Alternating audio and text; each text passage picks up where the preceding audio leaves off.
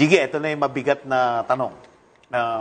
Bakit kailangan pagkatiwalaan si Jiggy Manikad?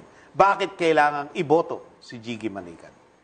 Bukod po dun sa tatlong legislative agenda na aking binanggit, meron pa po ako ibang mga programa, marami pa po akong nais isulong kung ako po'y mabibigyan ng pagkakataon na makapagsilbi bilang isang senador.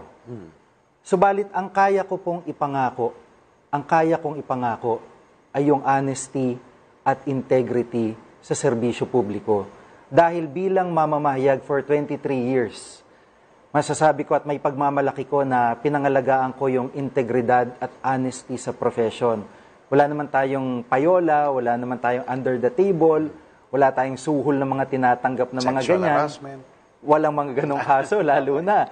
So, napangalagaan ko yung integridad ng profesyon at kaya kong humarap kahit kanino na at pwede kong sabihin na ni Singkong Duling, hindi ko po kayo kukupitan mula sa kaban ng bayan dahil alam ko ang impact niyan sa pinakamahirap. Mawala yung pondo sa taas, ang impact niyan doon sa pinakamahirap na nakita ko na at nakasalamuha ko.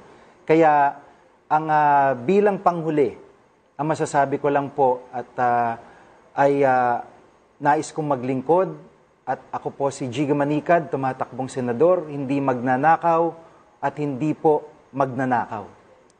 What's in a name? Ika nga, everything. Yan ang point mo. Apa. What's in a name? Everything.